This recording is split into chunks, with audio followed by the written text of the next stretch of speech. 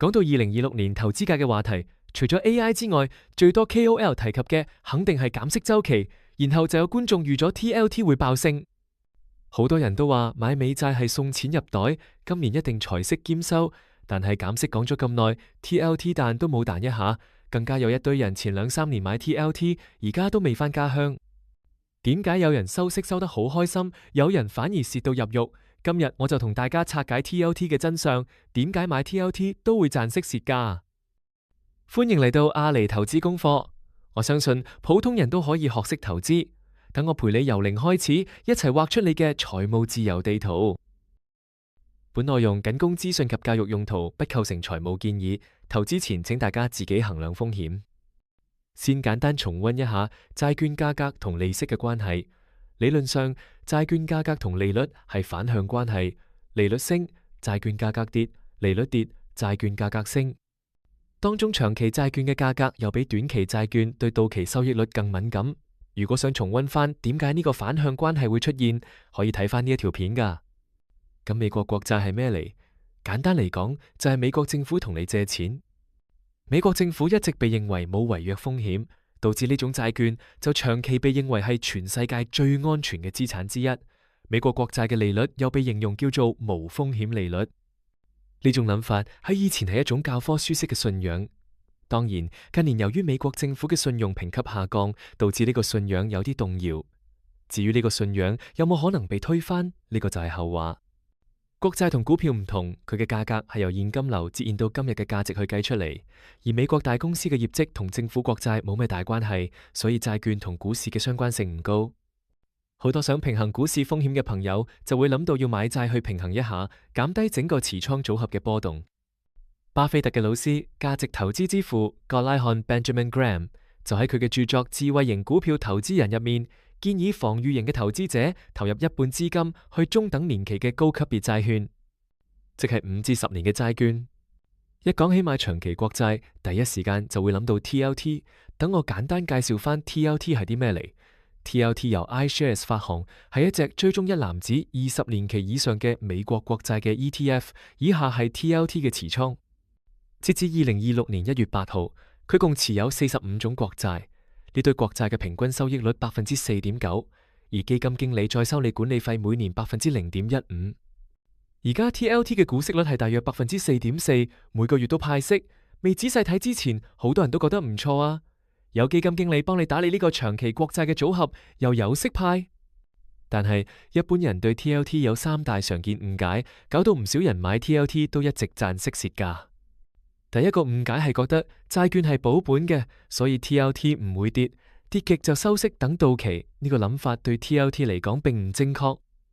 如果你買單一債券，揸到期係可以攞翻本金，但 TLT 係一隻 ETF， 為咗令組合不斷持有20年或以上嘅債券，佢會不斷賣出舊債，買入新債，令到持有年期維持喺20年以上。換句話講，TLT 入邊嘅債係唔會持有至到期日去收翻本金同利息，而係會用市價賣出。於是 TLT 持有嘅債券嘅價格會隨住市場利率去波動，撞住債價跌嘅時候 ，TLT 都會以低價賣出債券。有人於是會講，只要有息收，個價跌少少冇所謂啦。呢個諗法最易令人中伏。你要知道 ，TLT 係長債，對利率好敏感。如果價格跌咗10%，你可能要靠收2到3年嘅利息先至可以填補翻個差價。所以千祈唔好因為想收嗰幾厘息而忽略咗個本金下跌嘅風險。第二個誤解就係步入減息週期 ，TLT 就一定會大升。好多人以為聯儲局一宣布減息，債價就會爆升。但大家要記住，長期債券嘅定價並唔係基於聯儲局所講嘅減息嗰種利息，而係長期國債嘅利息。兩種利息係唔同嘅。美國聯儲局減息削減嘅利率叫做聯邦資金利率，即係美國銀行之間隔夜嘅利息，代表緊嘅係短期利率。而長期債券嘅利率並唔係由聯儲局決定，反而係由市場供求決定嘅。投資者會因應住佢哋覺得美國國債嘅風險，要求唔同嘅回報。咁有乜嘢因素會影響長期債券嘅利率呢？其實長債息口就好似市場對未來經濟嘅投票。市場見到通脹高企，政府開支太大，一陣特朗普又話要炒咗鮑威爾，一堆堆危機擺喺面前，於是市場就會諗：美國政府會唔會還唔起錢㗎？結果就係市場就會要求更高回報先肯買，所以就算聯儲局話要減息，市場都未必受落，繼續要求高啲回報先肯買美債。因此，美國聯儲局嘅減息預期對長債利率嘅影響並冇想象中咁大，而 TLT 亦都冇因為減息預期而上升。以下係 TLT 嘅圖，你可以見到自從2022年美國聯儲局暴力加息導致 TLT 大跌之後，即使2年後美國聯儲局開始減息週期， TLT 都升唔返上去。由此可見，減息預期對長債嘅推動力並冇想象中咁巨大。第三個誤解就係聯儲局議息之後宣布減息，債券價格會上升，但係現實係市場買賣緊嘅係呢個未來嘅預期。如果市場預測會減息，債價可能已經喺預測嗰一下已經提前升咗。呢個就係點解經濟數據出爐嗰下，債券價格已經喐緊嘅原因。到咗真係議息完咗減息嗰日，有時會出現利好出盡，債價反而會冇咩反應，甚至輕微下跌。呢個就係 buy the rumor, sell the news 嘅現象。由此可見，減息週期並唔代表長債嘅價格會上升，而 TLT 亦都冇想象中咁安全。TLT 喺實際應用上近似一個長期利率嘅反向指標。當長期利率上升嘅時候， TLT 價錢就會下降；當長期利率下降嘅時候， TLT 嘅價錢就上升。所以 TLT 並非單純嘅收息工具， TLT 嘅價格波動風險可能遠超利息收入。咁如果我中意收息，又應唔應該買 TLT 呢？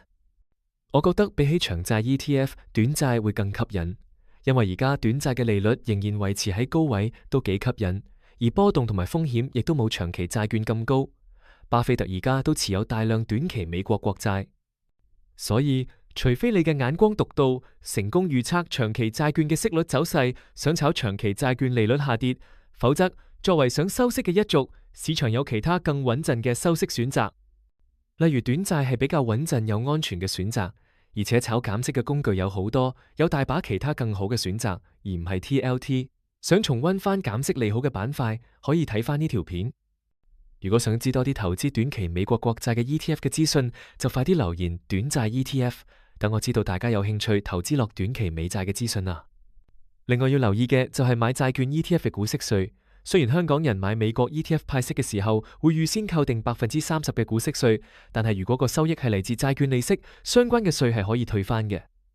呢個要視乎你所揀嘅券商嘅操作，唔係所有券商都識幫你搞退稅噶。如果想揾一個會搞退稅嘅券商，富途牛牛係其中一個選擇。可以用埋我嘅專屬優惠碼 ALI 嚟開戶，有更加多開戶獎賞。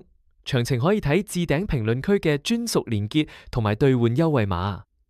坊間又有一啲基金管理公司為咗增加回報，出咗一啲債券相關嘅 Covered Call ETF， 喺利率橫行嘅市況下提升收益。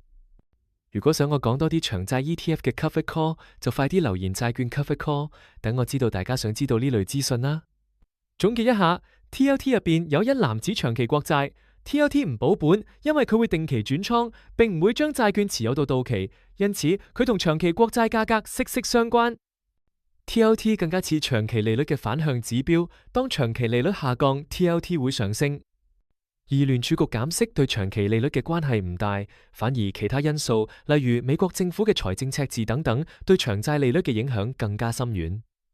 如果想安全收息，短債會比較適合，長債 ETF 就只適合用嚟博取長期國債利率下跌。你自己會唔會投資債券呢？又有冇興趣買 TLT 呢？不妨留言分享下啦。最後多謝會員 Jackson Wong KY 同埋 Cliff Fan 8716支持上次影片。如果呢條片幫助到大家嘅話，不妨 Super Fans Like 同埋留言話我知你想我講邊個 topic。我哋下次再見。